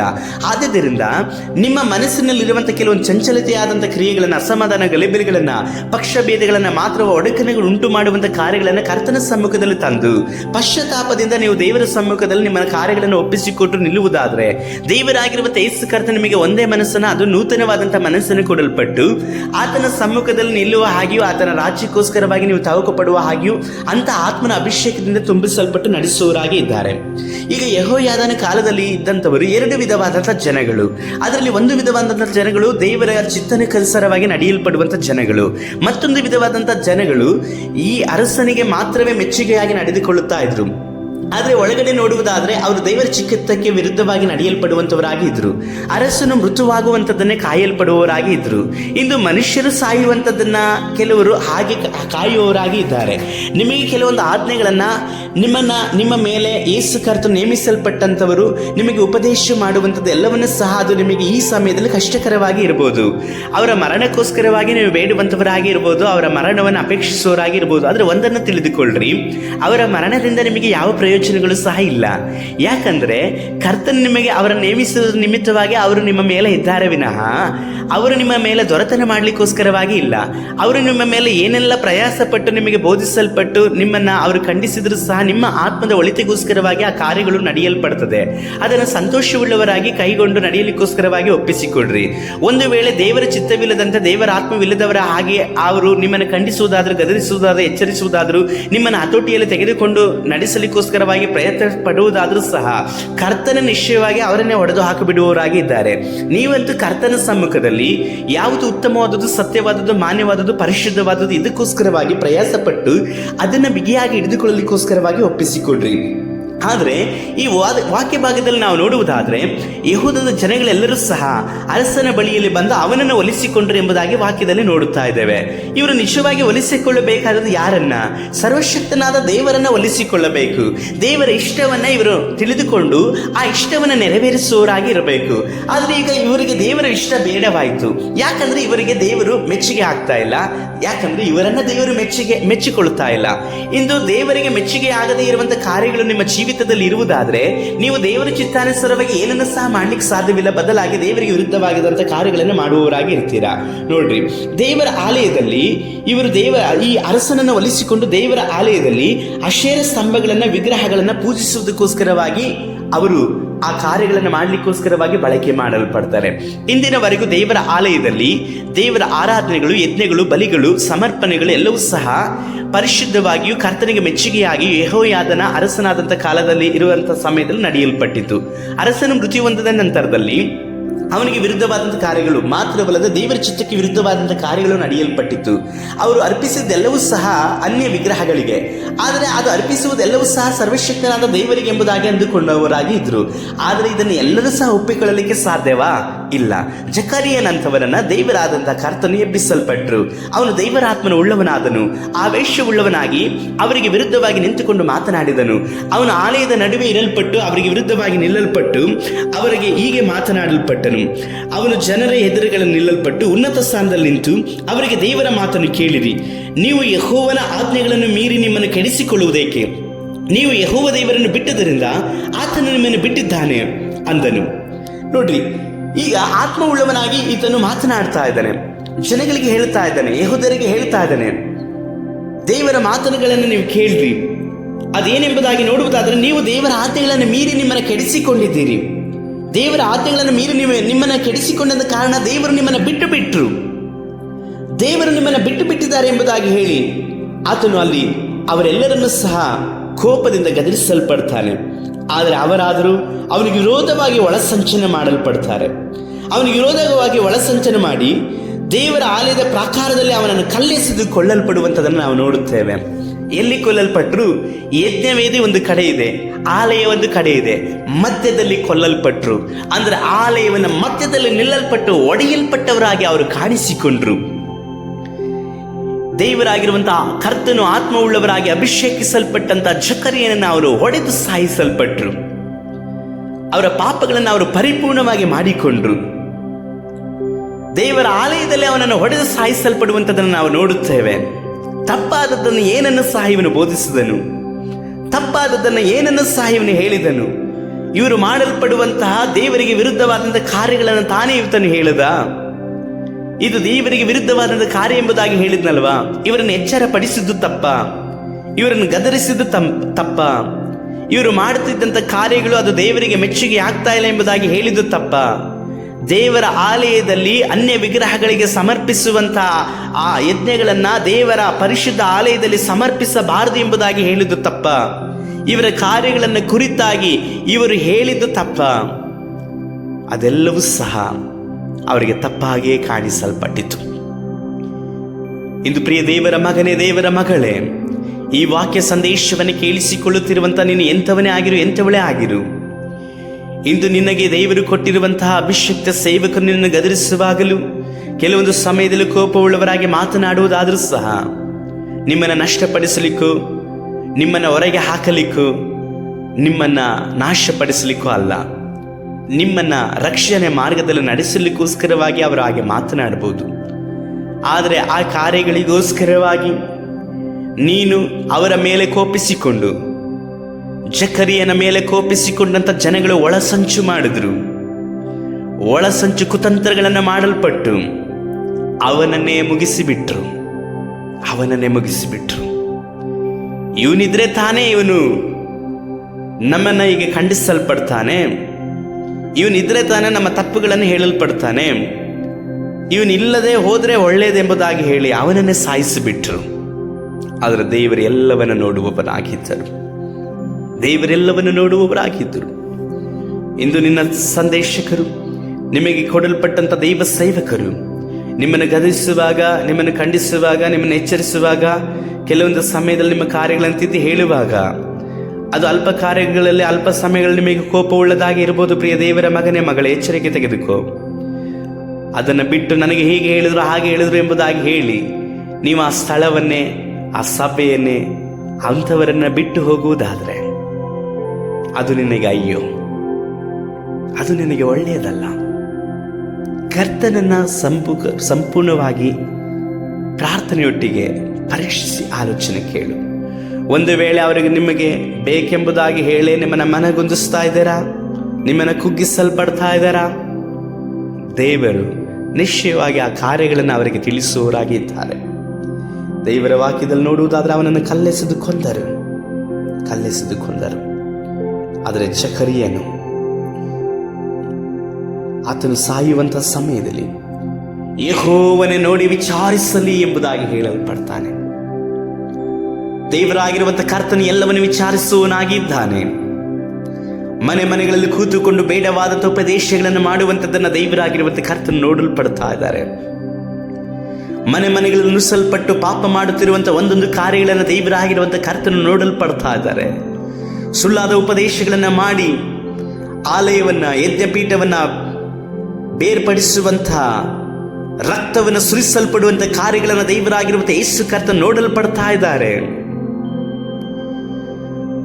ದೇವರಿಗೆ ಮೆಚ್ಚುಗೆ ಆಗದೇ ಇರುವಂಥ ಕಾರ್ಯಗಳನ್ನು ಮಾಡಲಿಕ್ಕೋಸ್ಕರವಾಗಿ ಅಧಿಪತಿಗಳನ್ನು, ಅರಸರುಗಳನ್ನು ಯೆಹೂದ್ಯರು ಹೋಲಿಸಿಕೊಂಡು ದೇವರ ಆಲಯದಲ್ಲಿ ಅಸಹ್ಯವಾದದನ್ನು ಮಾಡಲಿಕ್ಕೋಸ್ಕರವಾಗಿ ಮಾಡಿಕೊಂಡಂಥ ಆ ಯೋಚನೆಗಳೆಲ್ಲವನ್ನು ಸಹ ಕರ್ತನು ನೋಡಿದ ಹಾಗೆ ಇಂದು ಸಭೆಗೆ ವಿರುದ್ಧವಾಗಿ, ಸೇವಕಿಯ ವಿರುದ್ಧವಾಗಿ, ಸೇವಕರಿಗೆ ವಿರುದ್ಧವಾಗಿ, ದೇವ ಮಕ್ಕಳಿಗೆ ವಿರುದ್ಧವಾಗಿ ಮಾಡುತ್ತಿರುವಂಥ ಒಂದೊಂದು ಕಾರ್ಯಗಳನ್ನು ಸಹ ಯೇಸು ಕರ್ತನು ನೋಡ್ತಾ ಇದ್ದಾರೆ. ಇದ್ಯಾವುದನ್ನು ಸಹ ದೇವರು ಮರೆಯೋದಿಲ್ಲ. ದೇವರಾಗಿರುವಂಥ ಕರ್ತನು ಇವೆಲ್ಲವನ್ನು ನೋಡಿ ವಿಚಾರಿಸುವವರಾಗಿ ಇದ್ದಾರೆ. ಹೌದು, ಅವರು ವಿಚಾರಿಸುವವರಾಗಿದ್ದಾರೆ. ಹಳೆ ಒಡಂಬಡಿಕೆಯಲ್ಲಿ ಮೊದಲನೇ ರಕ್ತಸಾಕ್ಷಿ ಹೇಬೆರನು, ಕಟ್ಟ ಕಡೆಯ ರಕ್ತಸಾಕ್ಷಿ ಜಕರಿಯನು. ಇವರ ನಡುವೆ ಕರ್ತನು ತೀರ್ಪುಗಳನ್ನು ಮಾಡಲಿಕ್ಕೋಸ್ಕರವಾಗಿ ಅನೇಕ ಜನಗಳನ್ನು ಇಡಲ್ಪಟ್ಟಿದ್ದಾರೆ. ಇದು ಹೊಸ ಒಡಂಬಡಿಕೆಯಲ್ಲಿ ಜೀವಿಸ್ತಾ ಇರುವಂತ ನಮ್ಮನ್ನು ಸಹ ನೋಡುವುದಾದರೆ, ನಮ್ಮ ಕಾರ್ಯಗಳೆಲ್ಲವನ್ನು ಸಹ ಕರ್ತನು ಪರೀಕ್ಷಿಸುವವರಾಗಿದ್ದಾರೆ. ಅವರು ವಿಚಾರಿಸಿ ತೀರ್ಪು ಮಾಡುವವರಾಗಿದ್ದಾರೆ. ಇಂದು ನಿಮ್ಮ ಒಂದೊಂದು ಕೃತ್ಯಗಳನ್ನು ಸಹ ದೇವರು ಬಲ್ಲವರಾಗಿದ್ದಾರೆ. ಪ್ರಿಯ ದೇವರ ಮಗನೇ, ಮಗಳೇ, ನಿನಗೆ ಕೊಟ್ಟಿರುವಂತ ರಕ್ಷಣೆ ಅದು ಉಚಿತವಾದಂಥ ರಕ್ಷಣೆ. ಅದಕ್ಕೆ ಎಷ್ಟು ಕ್ರಯವನ್ನ, ಎಷ್ಟು ಹಣವನ್ನು ಕೊಟ್ಟರು ಸಹ, ಎಷ್ಟು ಸಮಯವನ್ನು ಕೊಟ್ಟರು ಸಹ ನೀನು ಸಂಪಾದನೆ ಮಾಡಲಿಕ್ಕೆ ಸಾಧ್ಯವಾಗದೇ ಇರುವಂಥದ್ದನ್ನು ಯೇಸು ಕರ್ತರ ರಕ್ತದಲ್ಲಿ ಕೊಡಲ್ಪಟ್ಟಿದ್ದಾರೆ. ಇಂದು ನಿಮ್ಮ ಉಪದೇಶಕರನ್ನ, ಇಂದು ನಿಮಗೆ ವಾಕ್ಯವನ್ನು ಹೇಳುವಂಥವರನ್ನ, ಇಂದು ನಿಮಗೆ ಮೇಲೆ ದೇವರು ಇಡಲ್ಪಟ್ಟಂಥವರನ್ನು ವಿರೋಧಿಸುವಂಥದ್ದೆಲ್ಲವೂ ಸಹ ಅದು ಅಲ್ಪ ಕಾರ್ಯಕ್ಕೆ ನಿಮಗೆ ಸಮಾಧಾನಕರವಾಗಿ ಸಂತೋಷಕರವಾಗಿ ಇರಬಹುದು. ಆದರೆ ಅದರ ಅಂತ್ಯ ದೇವರ ವಿಚಾರಣೆಯಲ್ಲಿ ನಿಲ್ಲುವಂಥದ್ದಾಗಿ ಇದೆ. ದೇವರ ವಿಚಾರಣೆಯಲ್ಲಿ ನಿಲ್ಲುವಂಥದ್ದಾಗಿದೆ. ದೇವರಾಗಿರುವಂಥ ಕರ್ತರು ಎಲ್ಲವನ್ನು ನೋಡಿ ವಿಚಾರಿಸುವವರಾಗಿದ್ದಾರೆ. ಇಂದು ಸಕ್ಕರೆಯುತವಾದಂತಹ ಸಿಹಿಯುಳ್ಳ ಉಪದೇಶಕ್ಕೋಸ್ಕರವಾಗಿ ನೀನು ಸಂತೋಷ ಪಡಬೇಡ. ಅದರಿಂದ ಅನೇಕ ವಿಧವಾದಂಥ ವ್ಯಾಧಿಗಳು ಬರಲ್ಪಡ್ತದೆ. ಉಪದೇಶವು ಕಠಿಣವಾಗಿದೆಯೋ, ಕಷ್ಟಕರವಾಗಿದೆಯೋ, ಒಪ್ಪಿಸಿಕೊಡು. ಕೆಲವೊಂದು ಉಪದೇಶಗಳು ನಿಮಗೆ ಚುಚ್ಚಿದ ಹಾಗೆ ಇರ್ಬೋದು, ಒಳ್ಳೆಯದು. ಅದು ನಿಮ್ಮ ಆತ್ಮಕ್ಕೆ ಆರೋಗ್ಯವನ್ನು ಉಂಟು ಮಾಡುವಂಥದ್ದಾಗಿರುತ್ತದೆ. ನಿಮ್ಮ ಆತ್ಮಿಕ ಜೀವಿತವನ್ನ ಕಟ್ಟುವಂಥದ್ದಾಗಿ ಇರುತ್ತದೆ. ಯಾರನ್ನು ಕುರಿತಾಗಿ ತೀರ್ಪನ್ನು ಮಾಡಬೇಡ್ರಿ. ನಿಮಗೆ ತೀರ್ಪಾಗುವುದಿಲ್ಲ ಎಂಬುದಾಗಿ ಯೇಸು ಕರ್ತನು ಹೇಳಿದ್ದಾರೆ. ನ್ಯಾಯ ಅನ್ಯಾಯಗಳನ್ನು ವಿಮರ್ಶಿಸಲ್ಪಡುವಂತಹ ಸರ್ವಶಕ್ತನಾದಂತಹ ಯೇಸು ಕರ್ತನು ಅತಿ ಬೇಗನೆ ಬರಲಿಕ್ಕಿರುವಂಥ ದಿನಮಾನಗಳಲ್ಲಿ ನಾನು ನಿನ್ನ ಜೀವಿಸ್ತಾ ಇದ್ದಾನೆ. ನ್ಯಾಯಾಧಿಪತಿ ಬಾಗಿಲ ಬಳಿಯಲ್ಲಿ ನಿಂತುಕೊಂಡಿದ್ದಾರೆ. ಹೌದು, ನಿನ್ನ ಹೃದಯ ಎಂಬ ಬಾಗಿಲ ಬಳಿಯಲ್ಲಿ ಅವರು ನಿಂತುಕೊಂಡಿದ್ದಾರೆ. ಒಳಗೊಂದು ಹೊರಗೊಂದು ಜೀವಿತ ಜೀವಿಸಿದ್ದು ಸಾಕು. ಒಳಗಡೆ ಒಂದು ರೀತಿ, ಹೊರಗಡೆ ಒಂದು ರೀತಿಯಲ್ಲಿ ಜೀವಿಸುವುದಾದರೆ ಅದು ಬಹಿರಂಗಕ್ಕೆ ಬರುವಾಗ ಅದು ಅನೇಕರನ್ನ ರಕ್ತಸಾಕ್ಷಿಯಾಗಿ, ಅನೇಕರನ್ನು ವಿರೋಧಿಸಲ್ಪಟ್ಟು, ಅದು ಮಾತ್ರ ದೇವರ ಆತ್ಮ ಉಳ್ಳವನಂತವರನ್ನು ಸಹ ಹತಿಸುವಂಥದ್ದಾಗಿ ಇರ್ತದೆ. ಯೆಹೋಯಾದನ ಕಾಲದಲ್ಲಿ ಜನಗಳು ಅರಸನಿಗೆ ಮೆಚ್ಚುಗೆಯಾಗಿ ಜೀವಿಸಲ್ಪಟ್ಟ ವಿನಃ ದೇವರಿಗೆ ಮೆಚ್ಚುಗೆಯಾಗಿ ಜೀವಿಸಲಿಲ್ಲ. ಒಂದು ವೇಳೆ ಅವರು ದೇವರಿಗೆ ಮೆಚ್ಚುಗೆಯಾಗಿ ಜೀವಿಸಿರುವುದಾಗಿತ್ತು ಅಂದರೆ, ಅರಸನ ಕಾಲದ ಸತ್ತ ನಂತರದಲ್ಲಿ ಅವರು ಅರಸನು ಮಾಡಲ್ಪಟ್ಟಂತಹ ದೇವರಿಗೆ ಭಯಭಕ್ತಿ ಉಳ್ಳವರಾಗಿ ನಡೆದುಕೊಂಡಂತಹ ಆಲಯದಲ್ಲಿ ನಡೆದಂಥ ಎಲ್ಲ ಕಾರ್ಯಗಳನ್ನು ಅದೇ ರೀತಿಯಲ್ಲಿ ಮುಂದುವರಿಸ್ತಾ ಇದ್ರು. ಆದರೆ ಅವರು ಹಾಗೆ ಮಾಡಲಿಲ್ಲ. ಅವರಿಗೆ ವಿಗ್ರಹಗಳು ಬೇಕಾಗಿತ್ತು. ಯಾಕೆ ಇವತ್ತು ಅನೇಕ ಜನಗಳು ವಿಗ್ರಹಗಳ ಬಳಿಗೆ ಹೋಗಲ್ಪಡ್ತಾರೆ ಎಂಬುದಾಗಿ ನೋಡುವುದಾದರೆ, ಅವರು ಮಾಡುವಂಥ ತಪ್ಪುಗಳು, ಪಾಪಗಳನ್ನ ಆ ವಿಗ್ರಹಗಳು ಬಾಯಿ ಬಿಟ್ಟು ಮಾತನಾಡಿ ಹೇಳಿ ಖಂಡಿಸೋದಿಲ್ಲ. ಇಂದು ನೀವು ಉಪದೇಶವನ್ನು ಹೊಂದಿಕೊಳ್ಳುತ್ತಿರುವಂಥ ಸಭೆಯಲ್ಲಿ ಖಂಡಿಸಲ್ಪಡುವಂಥ ಬೋಧನೆಗಳು ಇರುವುದಾದರೆ ಒಂದನ್ನು ತಿಳಿದುಕೊಳ್ಳ್ರಿ, ನೀವು ಸತ್ಯವಾದಂಥ ಸಭೆಗಳಲ್ಲಿ ಇದ್ದೀರಾ. ಯಾಕೆಂಬುದಾಗಿ ನೋಡುವುದಾದರೆ, ನಮ್ಮ ದೇವರು ಜೀವಂತವಾಗಿ ನಡೆದಾಡುವಂಥ ದೇವರಾಗಿ ಇದ್ದಾರೆ. ಒಬ್ಬೊಬ್ಬರ ಜೊತೆಯಲ್ಲಿ ಅವರು ಮಾತನಾಡುವವರಾಗಿ ಇದ್ದಾರೆ. ನೀವು ಸಭೆಗೆ ಹೋಗಿ ಬರುವಂಥದ್ದು ಕರ್ತನ ಸಮ್ಮುಖದಲ್ಲಿ ಮಾರ್ಪಾಡನ್ನು ಹೊಂದಿಕೊಳ್ಳಲಿಕ್ಕೋಸ್ಕರವಾಗಿ, ನಿಮ್ಮ ಬದಲಾವಣೆಗೋಸ್ಕರವಾಗಿ ಸಭೆ ಇದೆ. ನಿಮ್ಮನ್ನು ರೂಪಿಸಲಿಕ್ಕಾಗಿ ಸಭೆ ಇದೆ. ಆ ರೂಪಿಸಲ್ಪಡುವಂಥ ಸಭೆಯಲ್ಲಿ ನಿಮ್ಮ ಇಷ್ಟಾನುಸಾರವಾಗಿ ನಡೆದುಕೊಳ್ಳಲಿಕ್ಕಾಗಿ ಅಲ್ಲ. ಸಭೆ ಬಂದ್ಬಿಟ್ಟು ಅದು ದೇವರ ಮನೆ. ದೇವರ ಮನೆಯಲ್ಲಿ ದೇವರಾಗಿರುವಂಥ ಯೇಸು ಕರ್ತನ ಯಜಮಾನನಾಗಿ ಇದ್ದಾರೆ. ಆದರೆ ನಿಮ್ಮನ್ನು ಉಪದೇಶಿಸಲಿಕ್ಕೂ, ನಿಮ್ಮನ್ನು ಮಾರ್ಗದಲ್ಲಿ ನಡೆಸಲಿಕ್ಕೂ ಪವಿತ್ರಾತ್ಮನ ಮುಖಾಂತರವಾಗಿ ಆ ಸಭೆಯ ದೂತರು ಅಂದರೆ ಸಭಾಪಾಲಕರ ಬಾಯನ್ನು ಕರ್ತನ ಉಪಯೋಗಿಸಿಕೊಂಡು ಮಾತನಾಡುವವರಾಗಿ ಇದ್ದಾರೆ. ಕೆಲವೊಂದು ಸಮಯದಲ್ಲಿ ನಿಮಗೆ ಆ ಮಾತುಗಳು ವೇದನೆಗಳನ್ನು ಉಂಟು ಮಾಡಿರಬಹುದು. ಆದರೆ ಕರ್ತನ ಸಮ್ಮುಖದಲ್ಲಿ ನಿಮ್ಮನ್ನು ಪರೀಕ್ಷಿಸಿಕೊಳ್ಳುವಾಗ ನಿಶ್ಚಯವಾಗಿ ಕರ್ತನು ಸತ್ಯವಾದದನ್ನು ನಿಮಗೆ ತಿಳಿಸಲ್ಪಟ್ಟು ಸತ್ಯವಾದಂಥ ಮಾರ್ಗದಲ್ಲಿ ನಡೆಸುವವರಾಗಿ ಇದ್ದಾರೆ. ಒಂದು ವೇಳೆ ನೀತಿಗೆ ವಿರುದ್ಧವಾದಂತಹ ಸೈತಾನನ ಸೇವಕರುಗಳು ನಿಮ್ಮ ನಡುವೆ ಇರುವುದಾದರೆ, ಅಂಥ ಉಪದೇಶಗಳು ಇರುವುದಾದರೆ, ಖಂಡಿತವಾಗಲೂ ಕರ್ತನ ನ್ಯಾಯ ತೀರ್ಪಿನ ದಿನದಲ್ಲಿ ಅವುಗಳಿಗೂ ಸಹ ತೀರ್ಪನ್ನು ಕೊಡಲಿಕ್ಕೆ ಶಕ್ತನು. ಆದರೆ ಅಂಥವರಿಂದಲೂ, ಅಂಥ ಸಭೆಗಳಿಂದಲೂ, ಅಂಥ ಸೇವಕರುಗಳಿಂದಲೂ ನೀವು ತಪ್ಪಿಸಿಕೊಳ್ಳಲಿಕ್ಕಾಗಿ ಕರ್ತನ ಸಮ್ಮುಖದಲ್ಲಿ ಪ್ರಯಾಸಪಟ್ಟು ಪ್ರಾರ್ಥನೆ ಮಾಡಿ ಒಪ್ಪಿಸಿಕೊಟ್ಟು ಕರ್ತನ ಆಲೋಚನೆ ತೆಗೆದುಕೊಂಡು ನೀವು ಮುಂದುವರಿಯಿರಿ. ಅದನ್ನು ಬಿಟ್ಟು ನಿಮ್ಮ ಮಾಂಸದಲ್ಲಿ ಯಾವುದನ್ನು ಸಹ ತೀರ್ಮಾನ ಮಾಡಬೇಡ್ರಿ. ಮಾಂಸದಲ್ಲಿ ತೀರ್ಮಾನ ಮಾಡುವಂಥದ್ದೆಲ್ಲವೂ ಸಹ ಒಡಕನ್ನು ಉಂಟು ಮಾಡುವಂಥದ್ದೇ ಆಗಿದೆ. ಯೆಹೂದ್ಯರೆಲ್ಲರೂ ಸಹ ಮಾಂಸದಲ್ಲಿ ಅವರು ಕೋಪವುಳ್ಳವರಾದರು. ಆದರೆ ಜಕರಿಯನು ಆತ್ಮದಲ್ಲಿ ಕೋಪವುಳ್ಳವನಾದ. ಆತ್ಮದಲ್ಲಿ ಕೋಪವುಳ್ಳಂಥವನು ಅವರು ಮಾಡುತ್ತಿರುವಂತಹ ತಪ್ಪುಗಳನ್ನು ತಿಳಿಸಲ್ಪಟ್ಟ. ಆದರೆ ಮಾಂಸದಲ್ಲಿ ಕೋಪವುಳ್ಳಂಥವರು ಅದನ್ನು ಅರಿತುಕೊಂಡು ಮನಸ್ಸಾಂತರ ಪಡೆದ ಹಾಗೆ ಅವನನ್ನೇ ಸಾಯಿಸಿಬಿಟ್ರು. ಇಂದು ಸಭೆಗಳನ್ನು, ಸೇವೆಗಳನ್ನು, ಸೇವಕರನ್ನು, ದೇವ ಮಗಳನ್ನ ಆತ್ಮೀಕವಾಗಿ ಸಾಯಿಸಲಿಕ್ಕಾಗಿ ಪ್ರಯತ್ನಿಸುತ್ತಾ ಇರುವಂಥ ಪ್ರತಿಯೊಬ್ಬರನ್ನ ಯೆಹೋವ ದೇವರ ನೋಡಿ ವಿಚಾರಿಸುವವರಾಗಿ ಇದ್ದಾರೆ. ಸಭೆಗೆ ಕೈ ಹಾಕಲ್ಪಡುವಂಥದ್ದು, ಕುಟುಂಬಗಳಿಗೆ ಕೈ ಹಾಕಲ್ಪಡುವಂಥದ್ದು, ನಮ್ಮ ಇಷ್ಟಾನುಸಾರವಾಗಿ ಅದನ್ನು ನಿಯಂತ್ರಣದಲ್ಲಿ ತೆಗೆದುಕೊಳ್ಳುವಂಥದ್ದು, ದೇವರ ಚಿತ್ತಕ್ಕೆ ಒಳಪಡದೆ ಇರುವಂಥದ್ದೆಲ್ಲವೂ ಸಹ ದೇವರು ನೋಡಿ ವಿಚಾರಿಸುವವರಾಗಿ ಇದ್ದಾರೆ. ನಾವು ಪ್ರಾರ್ಥಿಸೋಣ. ಸರ್ವಶಕ್ತನಾದ ದೇವರೇ, ಏಬೆಲನ ರಕ್ತ ಮೊದಲುಗೊಂಡು ಜಕರಿಯನ ರಕ್ತದ ತನಕವಾಗಿಯೂ ಯೇಸು ಕರ್ತನ ರಕ್ತದಲ್ಲಿ ಎಲ್ಲ ಪಾಪಗಳನ್ನು ಪರಿಹರಿಸಲ್ಪಡುವಂಥ ದೇವರು, ಆ ರಕ್ತದಲ್ಲಿ ನಮ್ಮನ್ನು ತೊಳೆಯಲ್ಪಟ್ಟು ಇಂದಿಗೂ ಸಹ ಕ್ರಿಸ್ತನಿಗಾಗಿ ರಕ್ತ ಸಾಕ್ಷಿಯಾಗಿ ಸಾಯಲಿಕ್ಕೆ ಅನೇಕ ಜನಗಳನ್ನು ನೀವು ನೇಮಿಸಿರುವುದಕ್ಕಾಗಿ ಸ್ತೋತ್ರ. ಆದಾಗ್ಯೂ ಈ ಕಡೆಯ ದಿನಮಾನಗಳಲ್ಲಿ ಸಭೆಯಲ್ಲಿ ಎಲ್ಲವೂ ಮಾನ್ಯವಾಗಿ ಪರಿಶುದ್ಧವಾಗಿ ನಡೆಯುವಂಥ ಕಾರ್ಯಗಳನ್ನು ನೀವು ನೇಮಿಸಲ್ಪಟ್ಟು ನಡೆಸಿರಿ. ಒಡೆದು ಹೋದಂಥ ಒಂದೊಂದು ಸಭೆಗಳನ್ನು ಕಟ್ಟಿರಿ ಅಪ್ಪ. ಒಡೆದು ಹೋದಂಥ ಮನಸ್ಸುಗಳನ್ನು ಕಟ್ಟಿರಿ ದೇವರೇ. ಒಡೆದು ಹೋದಂಥ ಕುಟುಂಬಗಳನ್ನು ಕಟ್ಟಿರಿ ಅಪ್ಪ. ಹಾಗೆ ಮನೆಗಳು ನುಸುಳಲ್ಪಟ್ಟು ಮನೆಗಳನ್ನು, ಕುಟುಂಬಗಳನ್ನು, ಜನಗಳನ್ನು ಒಡೆಯುತ್ತಾ ಇರುವಂಥವರ ಜೀವಿತಗಳನ್ನು ಯೇಸುವೇ ನೀವೇ ನೋಡಿ ವಿಚಾರಿಸಿರಿ ಅಪ್ಪ. ನೀವೇ ನೋಡಿ ವಿಚಾರಿಸಿರಿ ಕರ್ತನೆ. ನಿನ್ನ ಚಿತ್ತವಿಲ್ಲದಂತೆ ಯಾವ ಕಾರ್ಯಗಳು ಸಭೆಗಳಲ್ಲಿ ನಡೆಯಲೇಬಾರದು ದೇವರೇ. ಮನುಷ್ಯನ ಹಣವೋ, ಆಸ್ತಿಯೋ, ಐಶ್ವರ್ಯವೋ, ಸಂಪತ್ತೋ, ಕಟ್ಟಡವೋ ಯಾವುದು ಸಹ ಸಭೆ ಒಳಗಡೆ ಆಡಳಿತಗಳನ್ನು ಹೊಂದಿಕೊಳ್ಳಲೇಬಾರದು ದೇವರೇ. ಸಾಯುವಂಥ ಸಮಯದಲ್ಲೂ ಸಹ ದೇವರ ಆತ್ಮವೇಶವುಳ್ಳವನಾಗಿ ಜಕರಿಯನ್ನು ಮಾತನಾಡಿದ ಪ್ರಕಾರವಾಗಿ ಇಂದು ಒಂದೊಂದು ಸಭೆಗಳು ಎಂಥ ಪರಿಸ್ಥಿತಿಗಳಲ್ಲೂ ದೇವರ ಆತ್ಮವೇಶವುಳ್ಳವರಾಗಿ ನಿಂತುಕೊಳ್ಳುವ ಹಾಗೆ, ಮಾತನಾಡುವ ಹಾಗೆ, ಉಪದೇಶಿಸುವ ಹಾಗೆ ಸಹಾಯಿಸ್ರಿ ಅಪ್ಪ. ದೇವರಾಗಿರುವ ಕರ್ತನೆ, ನಮ್ಮ ಕರ್ನಾಟಕ ರಾಜ್ಯ ಭಾರತ ದೇಶದಲ್ಲಿರುವಂಥ ಒಂದೊಂದು ಸಭೆಗಳು, ಒಂದೊಂದು ಸೇವಕರು, ಒಂದೊಂದು ದೈವ ಮಕ್ಕಳನ್ನು ಆಶೀರ್ವಾದ ಮಾಡಿ ನಡೆಸಿರಿ. ಒಬ್ಬೊಬ್ಬರು ಸತ್ಯದ ಉಪದೇಶದಲ್ಲಿ ನೆಲೆಗೊಂಡು ನಿನಗಾಗಿ, ನಿಮ್ಮ ರಾಜ್ಯಕ್ಕಾಗಿ ಫಲವನ್ನು ಕೊಡುವಾಗಿ ಸಹಾಯಿಸಿರಿ. ಈ ಸಂದೇಶವನ್ನು ಕೇಳುತ್ತಿರುವಂಥ ಒಬ್ಬೊಬ್ಬರ ಜೀವಿತವನ್ನು ಸಹ ನೀವು ಆಶೀರ್ವಾದ ಮಾಡಿ ನಡೆಸಿರಿ. ನಮ್ಮ ರಕ್ಷಕನಾದ ಯೇಸು ಕರ್ತನ ನಾಮದಲ್ಲಿ ತಂದೆ, ಆಮೇನ್, ಆಮೇನ್, ಆಮೇನ್. ಕರ್ತನಲ್ಲಿರುವ ಪ್ರೀತಿಯ ದೇವಜನರೇ, ದೇವರಾಗಿರುವಂಥ ಯೇಸು ಕರ್ತನ ನಾಮದಲ್ಲಿ ಮತ್ತೊಂದು ವೇಳೆಯಲ್ಲಿ ನಿಮ್ಮನ್ನು ವಂದಿಸ್ತೇನೆ. ಈ ಸಂದೇಶ ನಿಮಗೆ ಪ್ರಯೋಜನಕರವಾಗಿ ಇರುವುದಾದರೆ ಇದನ್ನು ಮತ್ತೊಬ್ಬರಿಗೆ ಕಳುಹಿಸಲ್ಪಡ್ರಿ. ಮಾತ್ರವಲ್ಲ, ಕಮೆಂಟ್ಸ್ಗಳಲ್ಲೂ ಸಹ ನಮ್ಮನ್ನು ಉತ್ತೇಜಿಸುವಂಥದ್ದು ನಮಗೆ ಸಂತೋಷಕರವಾದದ್ದು. ನಿಮ್ಮ ಯಾವುದೇ ಪ್ರಾರ್ಥನೆ ಮನವಿಗಳು ಇರುವುದಾದರೆ ನಮ್ಮೊಡನೆ ನೀವು ಹಂಚಿಕೊಳ್ಳ್ರಿ.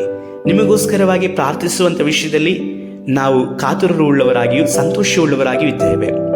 ನಿಮಗೆ ಸಮಯ ಇರುವುದಾದರೆ ದೇವರಾಗಿರುವಂಥ ಯೇಸು ಕರ್ತನ ನಮ್ಮನ್ನು ನಂಬಿಕೊಡಲ್ಪಟ್ಟಂತಹ ಸೇವೆಯನ್ನು ಆಶೀರ್ವಾದ ಮಾಡಿ ನಡೆಸುವ ಹಾಗೆ ನೀವು ನಮಗೋಸ್ಕರವಾಗಿ ಪ್ರಾರ್ಥನೆ ಮಾಡಿರಿ. ಕರ್ತನ ಬರೋಣ ತಡವಾಗುವುದಾದರೆ ಮತ್ತೊಂದು ಸಂಜೆಗೊಂದು ಸತ್ಯ ಸಂದೇಶ ಎನ್ನುವಂತಹ ಶುಕ್ರವಾರದ ಸಂಚಿಕೆಯಲ್ಲಿ ನಾವು ಕಾಣಿಸಿಕೊಳ್ಳೋಣ. ಕರ್ತನ ನಿಮ್ಮನ್ನು ಆಶೀರ್ವಾದ ಮಾಡಲಿ. ಶುಭ ಸಂಜೆ.